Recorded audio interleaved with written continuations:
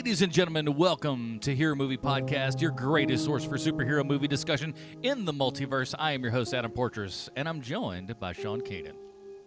Heidi says hi. And of course, Bruce Leslie. I'm a prickly pear, and we are an effective team. Oh, we are all a very effective team here, and we have gotten together because of our effective team over at patreon.com/HMP. See what I did there? Boom, it's kind of genius is what I do. You're a pro, Portrais, a pro. They have come together and decided that this week we shall be reviewing Oblivion from 2013. Yep, 13.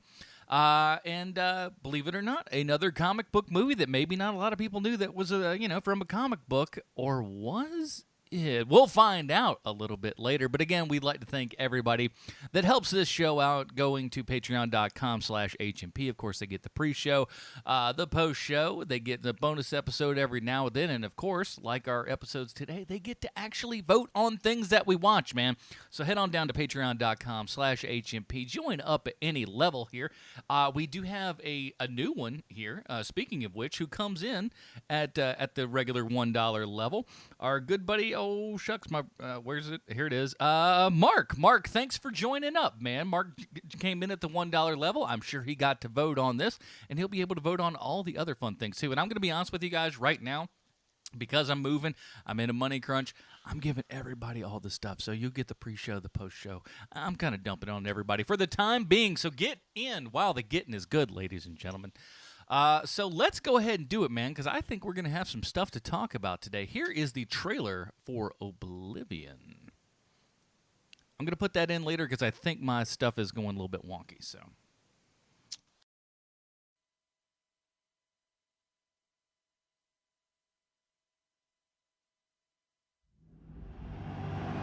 The last Super Bowl was played right here. Please don't tell me it was a classic. Classic game. 80,000 people on their feet. Seconds left on the clock. So Hubie throws a Hail Mary. Touchdown! 166, back online.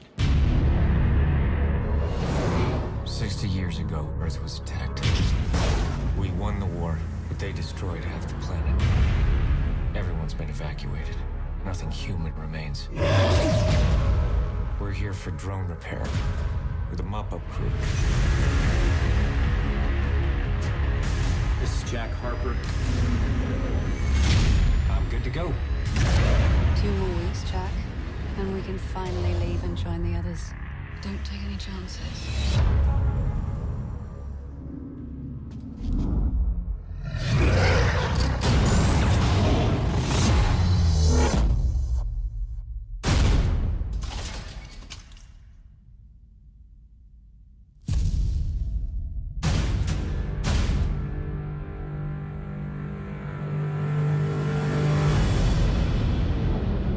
Watching you, Jack.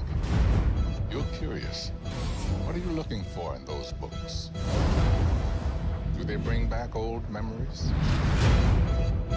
We have an unidentified impact. Don't ask too many questions. They are human. This is ordering you to return to tower. Jack. How do you know my name? They're firing on survivors. Stand down! What have you done? I can't protect you. They won't stop till they find me. If you're looking for the truth, that's where you'll find it. You need to know what happened. What aren't you telling me? Who are you? That mission is ordering you to stand down. I'm not gonna do that. This is the only way.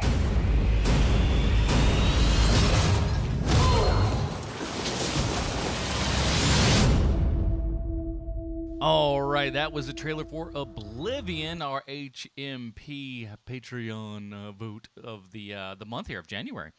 Here's the IMDb plotline. As we know, IMDb always 100% correct in everything they say and or do. A veteran assigned to extract Earth's remaining resources begins to question what he knows about his mission and himself. This is directed by Joseph Krasinski, starring Mr. Tom Cruise, Morgan Freeman, Olga Kurylenko, Andrea Rosenberg, sure, And Melissa Leo. Bruce, like we said at the top of the show, this may have something to do with the comic book. Actually, with HMP, it has to do with the comic book. That's kind of a rule around here. So, oh, shucks. Imagine the comic book connections coming in right now, because my audio's a little bit wonky right now. So imagine it's right here. It's time for Bruce's comic book connection. Oh, even better. It's better a cappella and live. Do it. Well, I love the patrons and I love the voters, but I've got to say, you guys have made it really tough for me this week because yes, this movie is based on a comic book, but I'm pretty sure that comic book was never published. The guy who directed this movie, Joseph Kosinski, well, he wrote it and used it to pitch his movie without ever actually publishing the comic. So what am I supposed to do with that? Well, I guess I'll just throw out a bunch of stuff I found about shout-outs this movie contains on the popular worldwide website Television Tropes. First off, Joseph Kosinski said that it's meant to evoke sci-fi movies of the 70s. There's some shout-outs to 2001: A Space Odyssey, like the shape of the drone pods, the fact that Jack is suddenly denied access to the base, the red glaring eye of the eerie antagonist, and even the name of the space mission to the unknown, the Odyssey. Jack Harper's situation at the beginning of Oblivion is essentially an expansion of what happens to Dave at the end of 2001. Aliens have abducted the first human astronaut to make contact with them, put him in a luxurious all-white set of rooms, and make him into their servant. There are also a number of shout-outs to the Mass Effect series of video games. You ever played those, Adam? Oh, yeah. How about you, Sean? Not much of a Mass Effect guy, I bet. What's a video game? Exactly. He goes I stick Pong? to Yahtzee. Well, Jack's rifle looks almost exactly like the Viper sniper rifle for Mass Effect 2, and it also sounds the same with glowing blue projectiles. Jack Harper has the same name as the Elusive Man in Mass Effect, which I guess is a spoiler for the game, so sorry about that, guys. Another spoiler for Mass Effect 3, something called Fridge Brilliance. The Elusive Man was indoctrinated. I don't know what that means, but maybe the game players do. Welcome Back, Commander is a massive case of irony considering when and where it is said, which I guess relates to Mass Effect. I don't know. I'm going on TV tropes here. They claim that the soundtrack is reminiscent of Mass Effect, and the big bad is a giant sentient spaceship with a god complex in both Mass Effect and this movie, according to my sources. Sally's voice, her deadpan snarker attitude, and the turrets, along with the cloning of two people, using them as test subjects, setting up individual areas, then remarkably mechanized voice that approaches them at the core, glaring red eyes when confronted, also seem to have something to do with Portal, not Mass Effect. Oh boy, I just went off brand there for a minute. Let me tell you, Portal, one of my favorite games of all time, period. It's just glorious. The drones, What's a video game? So good. It's what the young kids play, like Pac-Man. Yeah, it's one step away from Pac-Man. You're right. So it's like when I see the kids playing the Donkey King. Yes. Yeah, they put the nickel in and they play for an hour. The nickel. Like a Nickelodeon. Yeah. Now the drones are supposed to resemble Oculus fighters. Particularly, there's a scene where drones attack the human base that's very similar to a scene near the end of Mass Effect 2. There's also a nice shout out to the Fallout series, with the present year being 2077, the same as the Great War. Also, considering the vital part nukes take place in the backstory, it seems like it's hardly a coincidence. The making of features of the movie tell us that the Scavs base is called Raven Rock, the same as the Enclave base in Fallout 3. The name Sally might be a shout out to Sally Calypso from the Doctor Who episode Gridlock. The character was a newscaster who communicated with everyone solely via video transmissions, only to find out that she was long dead. The chase scenes through the city are a little bit reminiscent of a movie you might have heard of. It's called A New Hope. There's also a shot of the Statue of Liberty during that chase scene that seems to remind some people of a little film starring Chuck Heston called Planet of the Apes. I thought you were going to say 10 Commandments.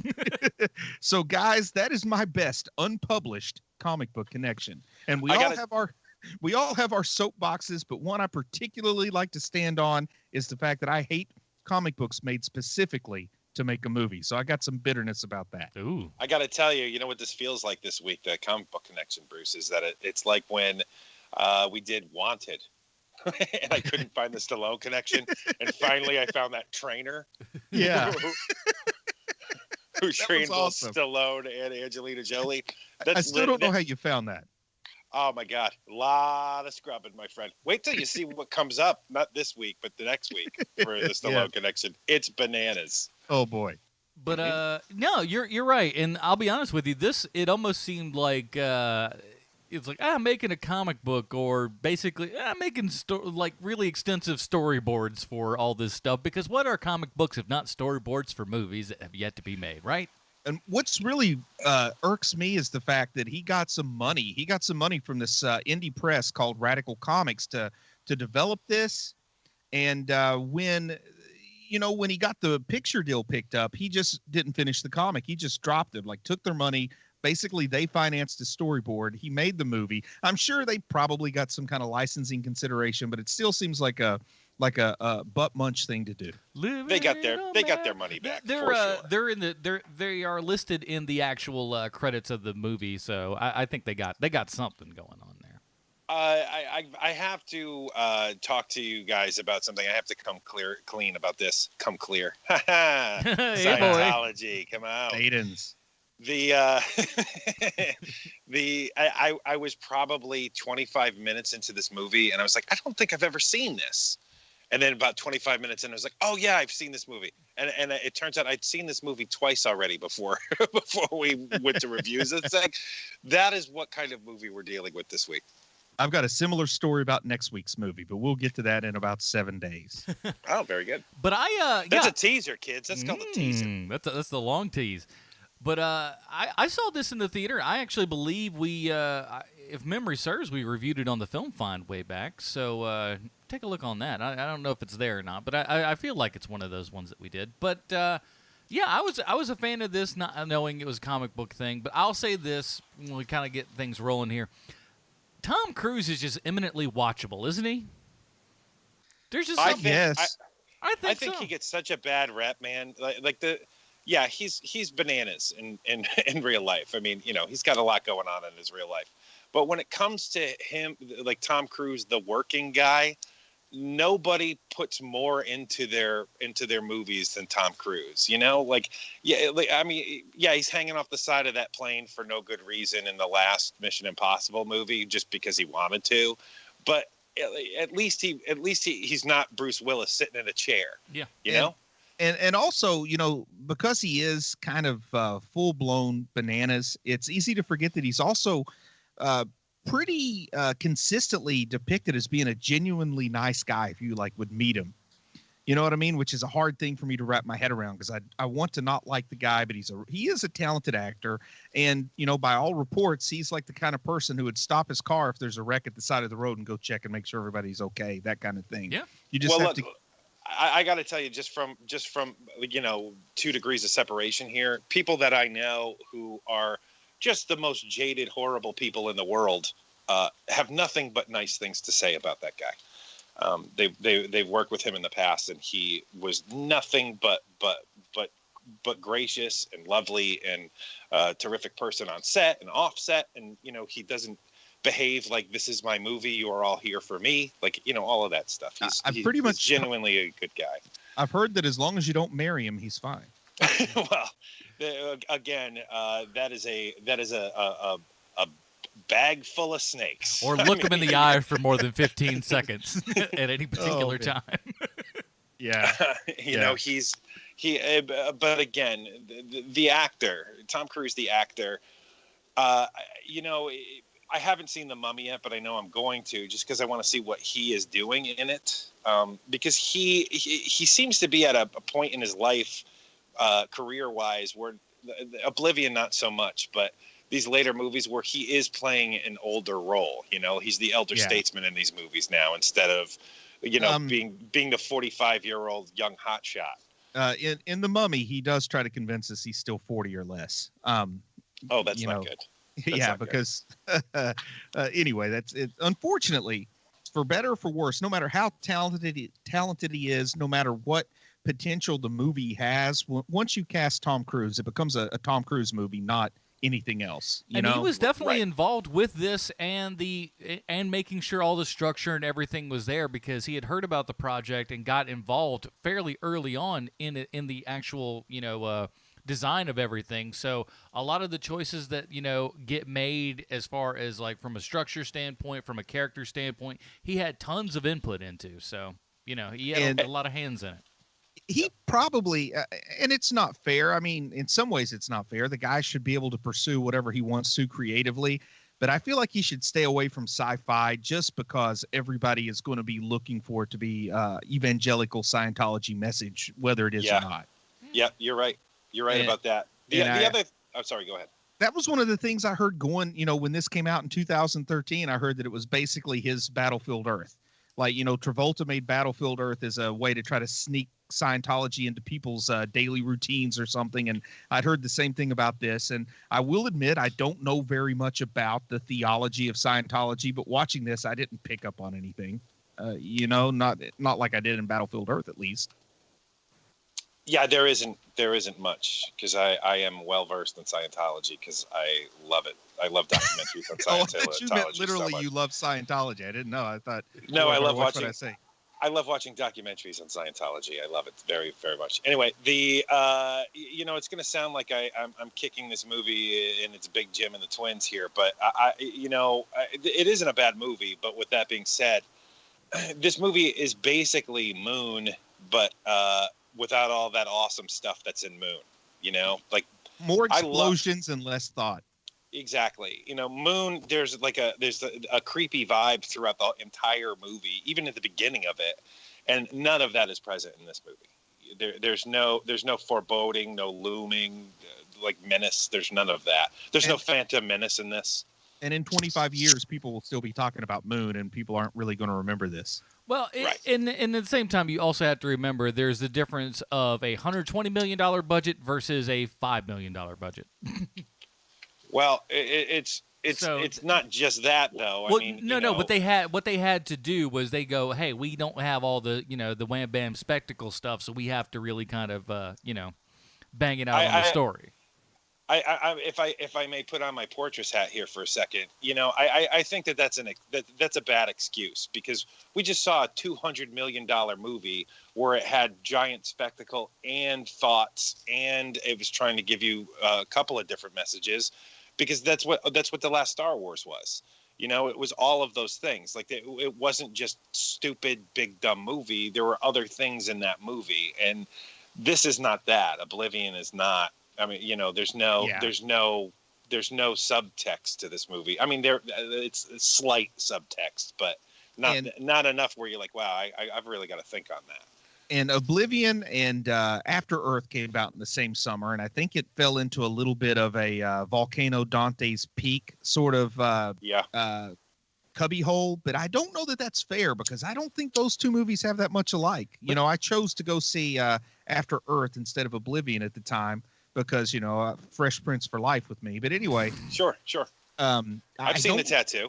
I didn't know that you'd seen my West Philadelphia tattoo. But anyway, I don't think that was fair, man. And that was also, I don't know. I still from time to time hear rumors like Will Smith is a secret Scientologist. I don't. No, he's not secret. He's straight up is. Okay, because I don't know that I've ever been able to get that answered satisfactorily. Yeah, he is. Do you and you know that for certain? I'm like 99%. You got me questioning the 1% now, but I'm like 99% he is. Yeah, I mean he doesn't talk about it like everybody else does, but see, that's the things. I've never met a Scientologist. I've never seen a celebrity Scientologist that isn't pretty much forced to make that front and center in their career. Yeah, and that's my point to this as well. Is that I mean, even Seinfeld has come out and said, I went to a couple of classes and it made me a much better comedian. I mean, it doesn't make much sense that now they're changing their ethos that he is a secret Scientologist. And I'm looking at the religious views section on Wikipedia, which is a million times like a Wikipedia? more believable than Adam. It says, though he is not a Scientologist and has denied rumors claiming him as a member, he has spoken favorably about it. So I don't even know what that means. Leah Remini said Jada Pinkett Smith is a Scientologist. That's all I'm saying. That woman was in it neck deep. So, and I think that might be kind of what it comes down to, is he's just taking a neutral stance on it, so he doesn't get whatever happens. When they say you're a persona non grata, they got a term for it where you get kind of kicked out and you're not allowed to talk to your family anymore. So he might just be playing that middle ground to keep his wife happy. You know that's good. You know what would make me not talk to anybody anymore? If they directed a movie called Tron Legacy, which Joseph Krasinski actually did, and I thought was like, while a beautiful movie, really horrible. It was eminently forgettable. I think that's what I will say about it. But here's the thing: it looked very pretty. The CGI, of youngening CGI was pretty terrible. But otherwise, it looked really cool. And he also did Only the Brave, which came out last year, which, besides having a horrible title and a worse trailer, is actually a really great movie. What's that one about? The firefighters over in California and everything. Oh, yeah, wow. I remember seeing the Roland. trailers for that. It's a great movie. It's got a horrible trailer and a worse name, but see the flick. Does it have It's good. Miles Teller? Mm-hmm. Yeah, he's real good. As much as there's always a chance Lately, where when I want see to him in a hate. trailer, I went from being excited when I see him in a trailer to now I just immediately decide to avoid the movie. But here's the thing with him though, man, and I mentioned it over on the Film Find. Like I almost had that same reaction where I'm just like, ah, man, and then he kind of comes and delivers every time, and you're like, shoot, well, I mean, it is what it is. I used to say I really liked Miles Teller, and then I took a step back and realized I really like Whiplash.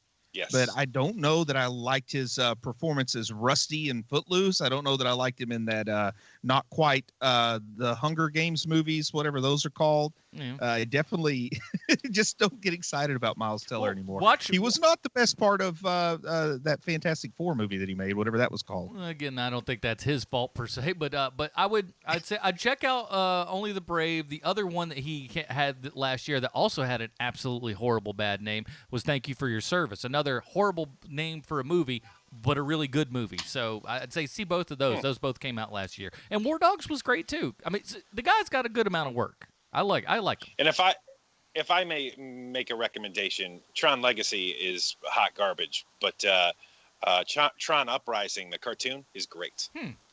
And I think the one thing that could have made Tron Legacy better, and Adam will know who I'm talking about, but they should have given a cameo to the chubby guy with the mustache and his homemade Tron. Without a doubt, they should have. It is. There was no reason why they did that, except for like, oh, we're too good. This is not a joke. There's all these like rave scenes and stuff where you've got like the great Daft Punk music in the background and stuff. How he is not just sitting somewhere in the background is just it's criminal. It's criminal is what it is. Totally agree. But right, this movie is set. We're watching. But that's the director who brought us all that stuff. Just for reference. Now because this the name movie, isn't like Spielberg, right? This movie is set in 2077, roughly 60 years from now, and it's asking us to buy. You know, a lot of movies. I think Time Cop is fresh in my mind, so they're asking us to buy like really extreme changes in a short period of time. Because even though this movie's 60 years in the future.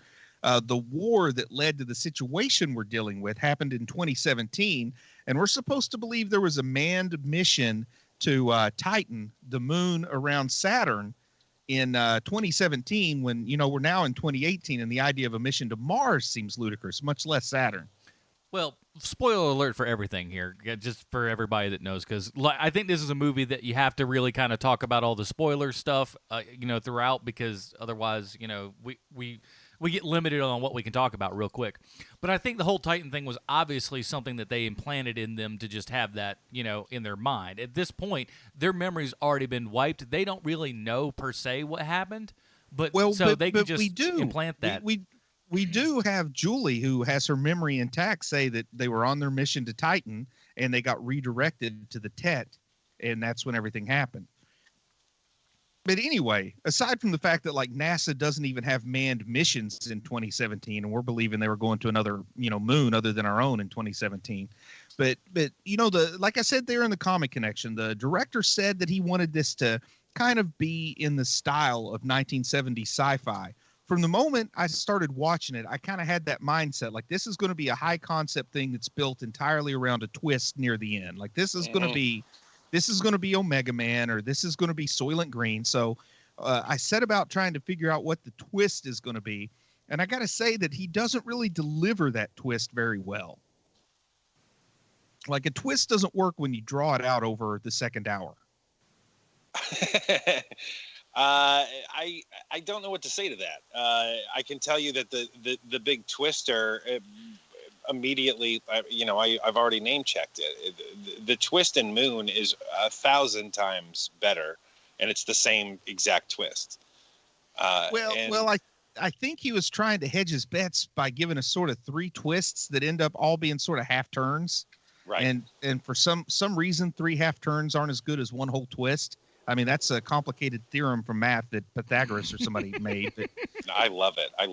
But I mean, twist number 1 is that the scavs are humans. And I kind of figured out that where we're going with all this is that Tom Cruise is the bad guy and doesn't know it. But they sort of reveal that a little too early, maybe, with the scavs being humans. That kind of starts to show pretty early on. And then the idea that they're clones, I guess that one snuck up on me a little bit. I don't know. Maybe it did, maybe it didn't. I don't know. But then at the end where Tet is an artificial intelligence and Sally's not a real person that's talking to him, I mean, that is so forecast ahead of time that there's no secret with that at all. Well, here's the thing. No. I'm going to go as far because I was the only person to see this in the theater, so I had no idea what anything was going in. I never once saw this as like that was what this movie was meant to be, was that kind of like bam surprise sort of like it had those elements, revealing elements for sure, but it never really felt to me like that's exactly what they were banking on. There's really that's exact. I mean, I couldn't disagree with you more on that one, Adam, because they don't really give us any reason to care about any of the characters. We don't get to know Jamie Lannister very well. Morgan Freeman, if it weren't Morgan Freeman, any other actor, you really just don't care if that character lives or dies. The only attachment to it's that it's a recognizable face. And then the fact that Jack is one of at least 52 clones mean, there's no real consequences when he dies. So it has to be built on a high concept because it's not a character-driven story. These characters are as flat, in my opinion, as they could possibly be. I totally agree with you, Bruce. The one saving grace besides it just being Morgan Freeman is that it's Morgan Freeman dressed as the Shadow. And trying to convince us that maybe he's Predator at one point with that helmet, which is a very Predator-looking helmet. Yes.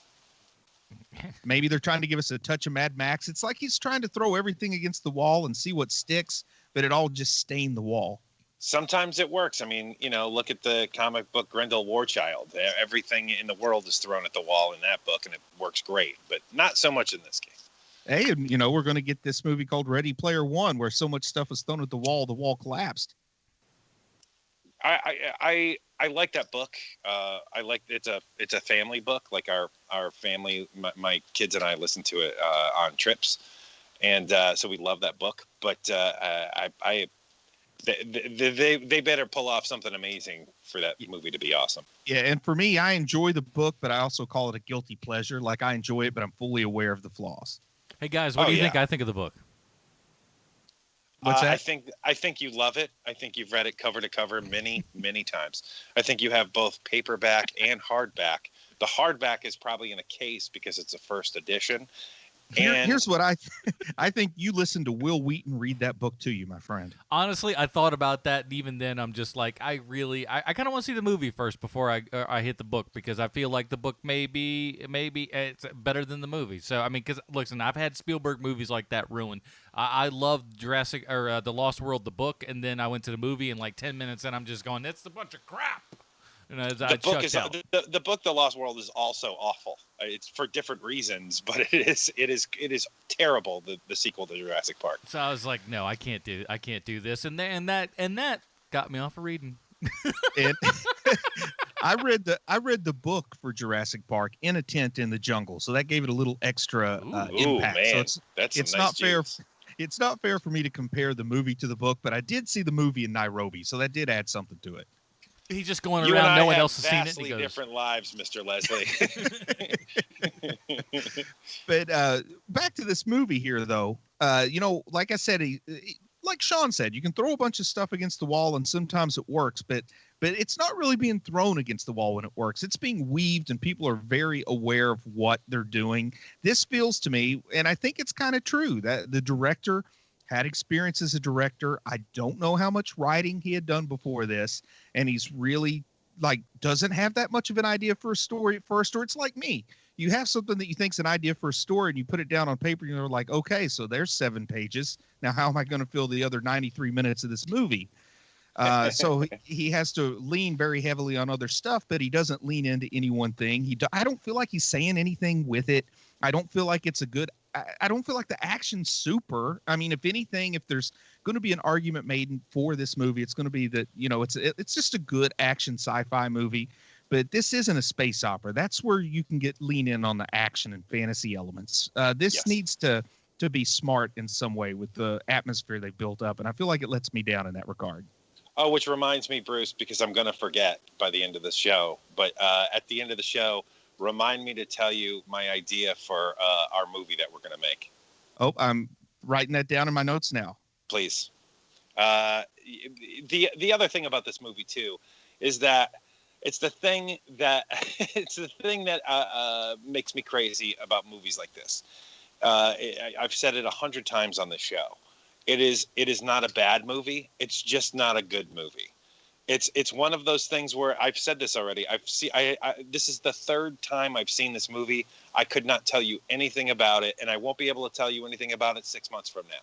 Like I'll remember at this point now. I'll remember that Morgan Freeman plays the Shadow in this movie, and that Tom Cruise is pretty good in this movie. But that's it. Like I'm not going to be able to tell you anything else. It's one of those things where like it'll be in a 3-pack where Tom Cruise movies and Tom Cruise sci-fi movies, and it'll be with Minority Report and with Live Die Repeat. You know, like you're not gonna. It's gonna be one of those where you really just want to buy the one movie, but it's like I could get one movie for the same price as the 3-pack. I'll just get the 3-pack. Mm-hmm. You know what I never do? I never buy those 3-packs because I can't stand to have the separate. Like I can't have them all in one thing because if I'm putting them in particular places where they need to go, I can't do it. I can't. I love you for that, Portrais. I really do, because it's the OCD of being a nerdy nerd, and that part of being a nerdy nerd is starting to slowly slip away from the culture. Yeah. But not with you. Not with you. You're keeping a hard line, and I'm like, I'll spend 3 times the money buying 3 separate DVDs just on account of I don't want them all smashed up in one spot because that doesn't go over there in that section because that's a Spielberg movie. I love the multi-packs because they're guaranteed to have at least one movie that's so bad you can say, guys, you got to see this. Oh, you're right. You're right on that. Now, when it comes to the 50 I don't know what I would tell people this movie was about. If they asked me, I would say it's sort of post-apocalyptic. I guess it's post-apocalyptic sci-fi story. That's all I could say about it. Mm-hmm. It's pretty generic in a lot of ways. Yeah, it's one of those it's one of those movies where you're like, that there were some cool things in it, but I couldn't tell you what those cool things are. I don't remember. The motorcycle, I guess we do. Tom Cruise is famous for running in his movies, but he's a guy who likes to ride his motorcycles too. So I feel like we didn't get like the trademark running from Tom Cruise in this one, but we got some dirt bike riding. Not that much, but he did do all his own dirt bike riding for sure. Oh, and it doesn't make any sense that he goes out on that dirt bike. Flying around to find something that's fallen is a lot easier than riding around on a bike on the ground. It totally came down to the fact that Tom Cruise likes to ride motorcycles in real life. I'm convinced of that. Uh-huh. Well, come on, that looks really cool though because they shot this thing in Iceland, and but just that little tiny white bike flying across that just really dark terrain, it looked cool. It looks great. It looks great, but just because something looks great, you know what else looks great is Star Wars Episode 3. That looks great, true. Also. That's true, man. I agree with you. It looks great. But the difference is this that's is what also makes it one of the 12 best Star Wars movies. that list is getting longer and longer, and I love it. What looked bad was Caravan of Courage, but anyway. The dirt bike too, I like it. It's the size of a suitcase and he picks it up and unfolds it. It's clearly an electric bike, because it's the future and he doesn't exactly have a Shell gas station anywhere. But then when he gets to the library where he has to rappel down into the library, he ties his rope around this dirt bike that maximum, that thing weighs 65 pounds, maximum. Yeah. And that's going to anchor him when he rappels. That part kind of had me. I felt like it had to be anchored into the ground. We just didn't see that part. I mean, I don't know. I let things like that slide off.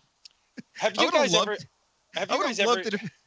Go ahead, I'm so sorry, but I would have loved it if he jumped into that hole and then we just saw the bike come down. That after would him be and fall apart. hilarious. Damn it. That would be a better movie. And he's like, "There's only one way out of here. I got to bike my way out." And he jumps on the bike and tries to ride it up the wall. Like in a concentric circle right around until he gets to the top. Yeah, like the thing at the circus where they go into the sphere of death and ride their motorcycle around and around. That is pretty great. I have yet another confession to make, and it happens whenever I'm watching pseudo post-apocalyptic movies that are not poorly, like they're either poorly done or not great. I always think of have you guys ever seen the movie Strange Brew? Yeah. With the McKenzie brothers. That movie, they have the movie within the movie where the McKenzie brothers shoot their own movie of the apocalypse, where Rick Moranis starts walking around in an empty parking lot and he goes, "There was nothing to do because all the bowling alleys was wrecked." Like that's what I think of when I see like poorly done post-apocalyptic movies. And I thought of that scene a couple of times while watching this movie this time.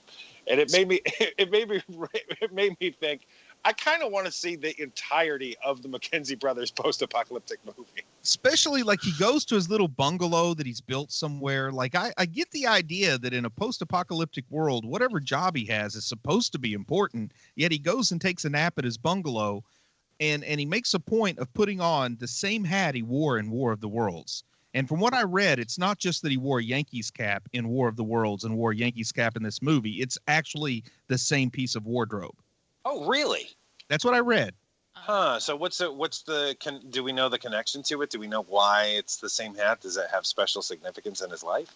I once again, all I can say is it's because Tom Cruise is really weird. And it made me wonder if those sunglasses were the ones from Top Gun that were sitting on the shelf next to it. Like maybe he thought this was his swan song of a movie or something. Okay. Listen. Here's more Nerd Adam coming out. I listened to the audio commentary with Tom Cruise in that, and he didn't mention as much. So, and I think I felt like that. It felt like he would have mentioned that, but I don't know. That may be, maybe not. Who's to say? So, what kind of audio commentator is Tom Cruise? Is he the kind where when somebody shows up on screen, he goes, "Oh, ladies and gentlemen, the legendary Morgan Freeman"? Or is he the kind where he's a nuts and bolts guy where he's like, "Okay, so the thing about this scene is that, this is a 2-shot, and so we had to blah, blah, blah"? What kind of commentator is he? He's more nuts and bolts than anything, but he's always got a nice thing to say about everybody. Well, sure. But is very kind of just like, here's what it does. And really, he talks about his involvement in the actual film and stuff and what they did. And really, we have a lot of, like you guys have said, a lot of like, oh, well, here's the basic sort of stuff.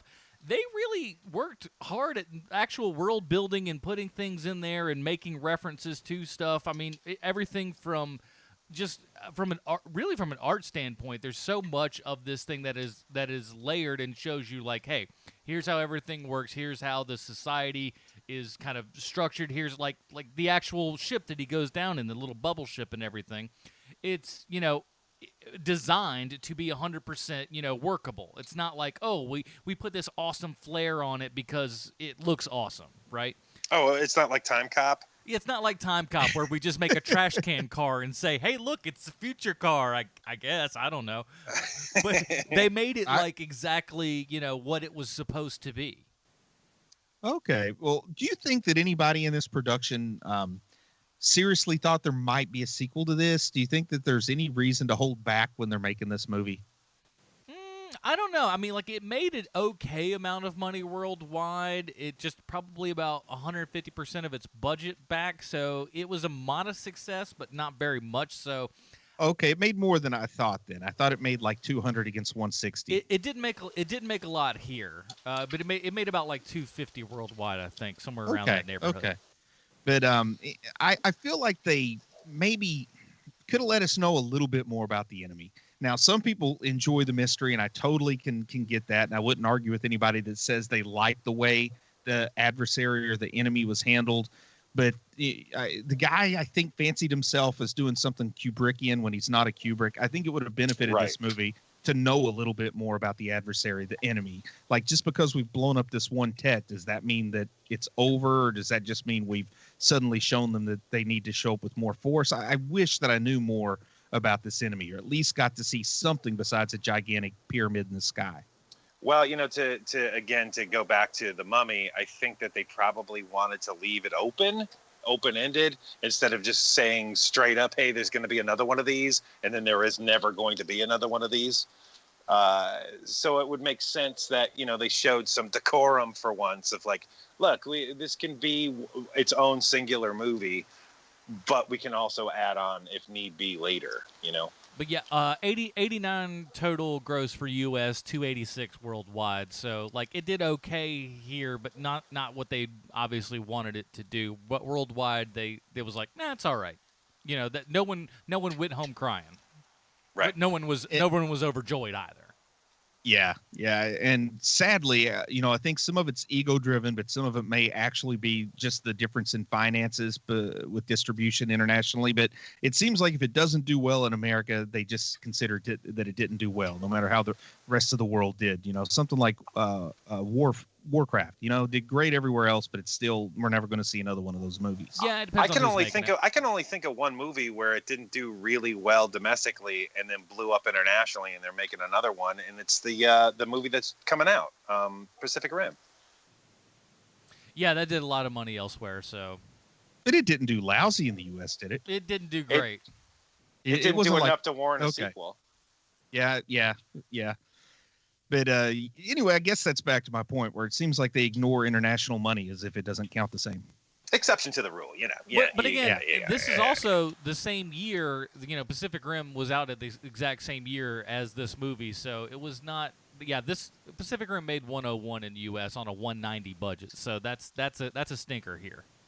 But made 400 worldwide. So yeah, that's how they do. What about this ending, man? Where it's 3 years later. And we see Olga, I can't remember her character's name, Julie or something. Julia. Yeah, Julia. We see her with the little girl, which I got to be honest, I think it was a blink and you'll miss that baby being conceived or something. I don't know. But we see her with the girl in the bungalow when Tom Cruise number 52 shows up, like the clone. And I guess we're supposed to be happy, like they're just interchangeable parts. And if you ask me, that portends a bad prognosis for Jack Harper number 52, because the first time he leaves the toilet seat up, she slits his throat and goes and calls number 51. She's like, there's at least 49 more of you guys out there, so don't you cross me now. Are you kidding me? It would get to the point where it's bang, you're dead. All right, where's the other one? That's exactly what would happen in the everyday life of that clone, for sure. We're gonna need another Timmy. Then finally, she decides to get with the program and hooks up with Jamie Lannister. He's only interested in his sister, though.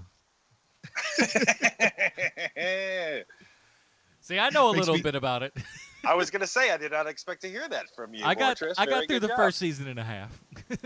Yeah, I used to. I heard somebody make a joke that I liked. It. They said somebody told Jamie Lannister that a tie is like kissing your sister, and he said, "Oh, so like the greatest thing ever." Pretty good. So amazing. That's a solid bit.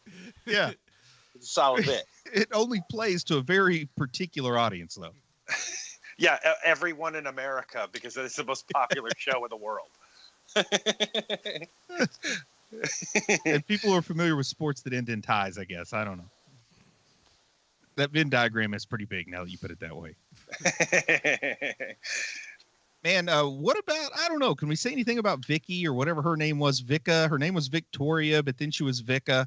They give us this interesting idea that I wish they'd spent some time developing the character more, because they give us this interesting idea like she kind of wanted Jack for herself before they became clones. And then the clone version of her gets him. And I kind of feel like there was something there that could have been made more interesting if a little attention was paid to it, Yeah, agreed. Although, this movie is already really long. You can. It's really long, but not at the expense of exploring too much character development. It's really long. No, you're right. It's really long because it's really long. You're right. There's a lot of panning shots of Iceland in this movie. Oh, it's not as long as next week's program. But we'll do that again. Teaser. Well, I have a feeling we're going to have some disagreement on next week's program, but that's just me. Okay. I don't think so, buddy. I think we're all on the same page. But the thing is, I think this could have been an interesting 1-hour episode of some kind of anthology sci-fi TV series. Oh, for sure. Yeah. You know, there's a lot of, there's enough good ideas in there. I just don't think it's enough for, you know, what feels like a 3.5-hour movie. Yeah. I mean, imagine it's like, wow, Showtime got Tom Cruise this week for the episode of The Outer Limits that we're going to show. And it could have been interesting. Yeah, for sure. Which brings me to a point here.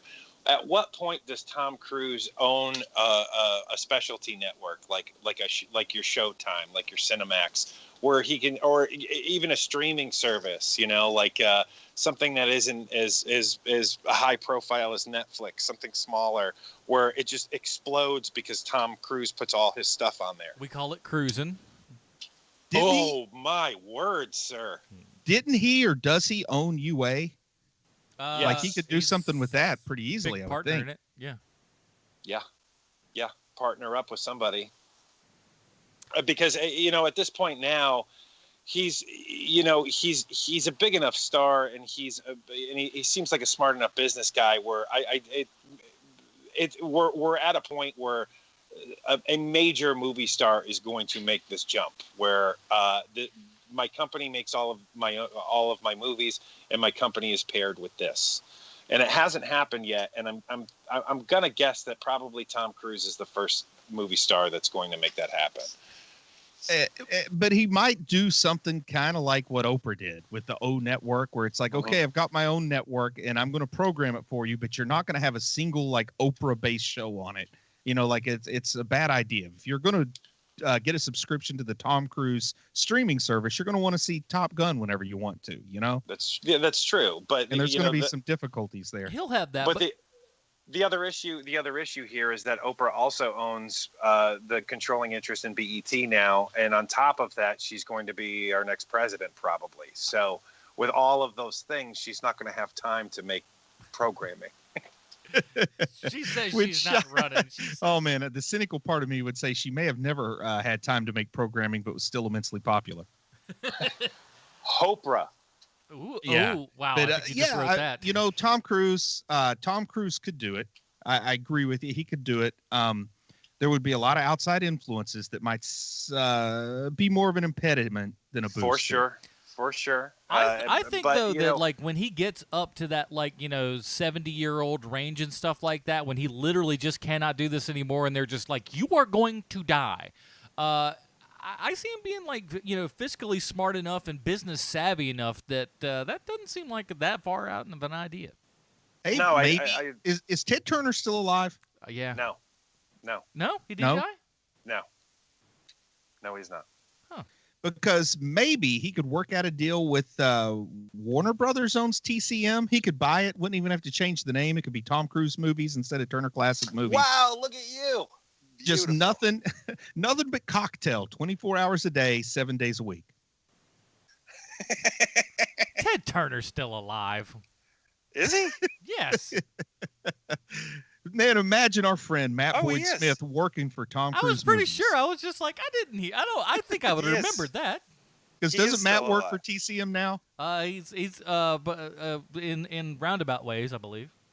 I would love to think that he's working for Tom Cruise. I'd work for Tom Cruise. I think that guy probably runs a nice tight ship. He does. He really does. He takes care of his crew. He takes care of his people. And you're not working 18-hour days on a Tom Cruise movie. Yeah. And I think something that's very telling about this movie, Oblivion, is that its runtime is over 2 hours, and we are having a really hard time finding anything to talk about the movie, either good or bad. I mean, you can sum it all up so quickly. Yeah. I think that says Sure. a lot about the movie. Even if it was like more bad in some way, then we'd have stuff to talk about and laugh about. Yeah. There isn't a ton there for sure. The other part to it too is that it's because it's a snake eating itself. Once you have the pieces in place, it's the same thing again and again too, and it's not interesting. It just keeps happening. Yeah, even a movie where he finds out that the scavs are humans, but they're all kind of fragmented, and he is kind of like the I don't know, kind of like the Genghis Khan in a situation where he unites all the scavs together to fight an outright war against the aliens. That would have been interesting. Yeah.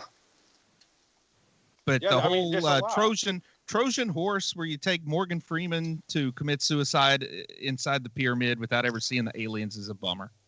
That or something different. Like he's bad at it. Like he's bad at his job.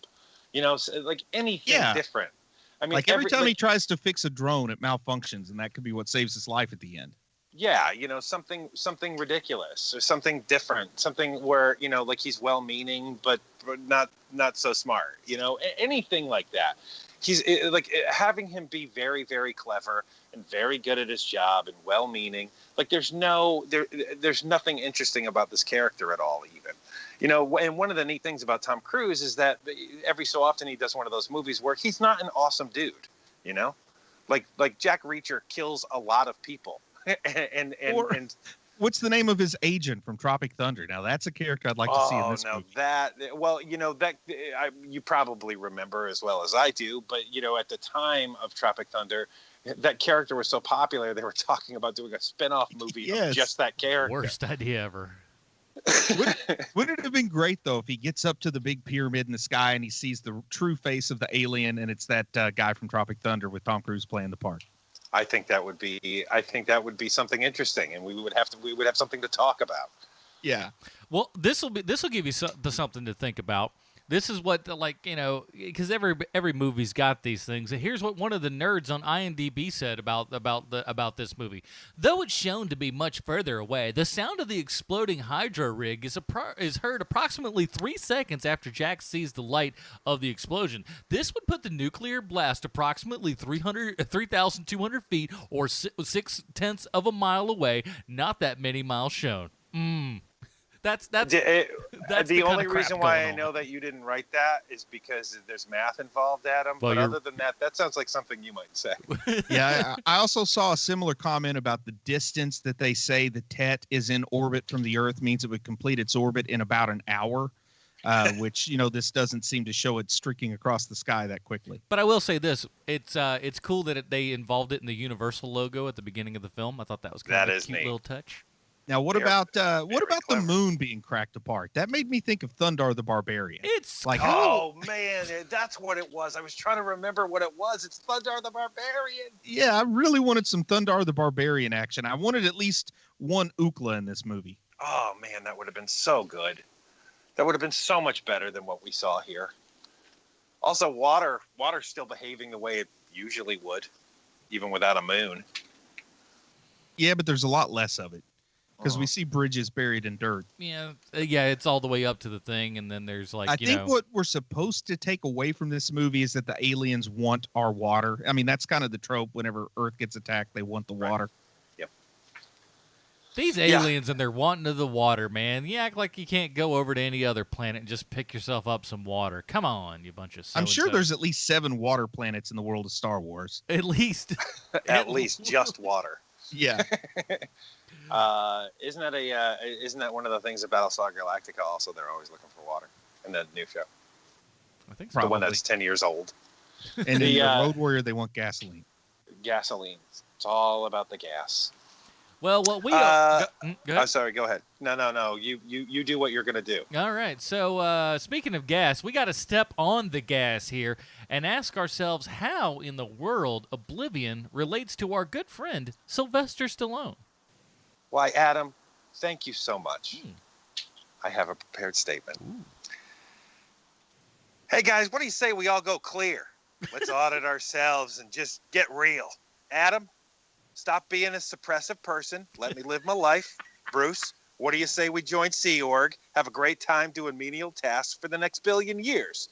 If you haven't figured it out yet, in honor of star Tom Cruise, it's a Scientology-laced Stallone connection this week. I wish I had a couch to jump up and down on. Anyway, in order to level up, I need to tell you guys something, so here we go. I've always wanted to see a movie where after watching their respective partners die, a New Orleans hitman and a Washington, D.C. detective form an alliance in order to bring down their common enemy. And the crazy thing is, I don't have to be a Thetan to make my dream a reality. My life burns with the brilliance of 1,000 suns. This dream movie of mine already exists, and it's called Bullet to the Head. Yeah. Now, I don't mean to sound like an RPF, but I sure wish Aquaman was in it. And by L. Ron Hubbard's fake naval hat, wouldn't you know it, Jason Momoa is in it, which is great because he seems like a guy you could hang out with, maybe compare Affliction T-shirts with, maybe talk about Dianetics, whatevs. Smash cut 2, actor John L. Armijo, who plays the role of uncredited medical examiner in Bullet to the Head. Armijo is one of these actors that's in every movie ever made since the mid-2000s, and even though he's still just a wog, once you recognize him, you won't ever unrecognize him. Kind of like a 1-1, am I right? Anyway, John L. Armijo is also in Oblivion, where he plays uncredited NASA ground control. And sweet Xenu, he's the best damned uncredited NASA ground control guy in the dang movie. Why am I bringing all of this up? What does any of this have to do with Sylvester Stallone? Well, it looks like I need to schedule some time with an e-meter because I forgot to mention that the movie Bullet to the Head also stars a man who will outlive most people listening to and participating in this podcast, Sylvester Stallone. For a movie that no one's ever heard of, Bullet to the Head sure does have a lot of star power to recommend it. In addition to Stallone and Momoa, it also has Christian Slater, Han from the Fast and the Furious movies, the black dude from Lost, the partner guy from Mindhunter, not to mention the talents of John L. Armijo. The worst part of Bullet to the Head is that there isn't a single Scientologist in it, which is probably why it did so poorly. But there you have it, HMPers, this week's Stallone connection.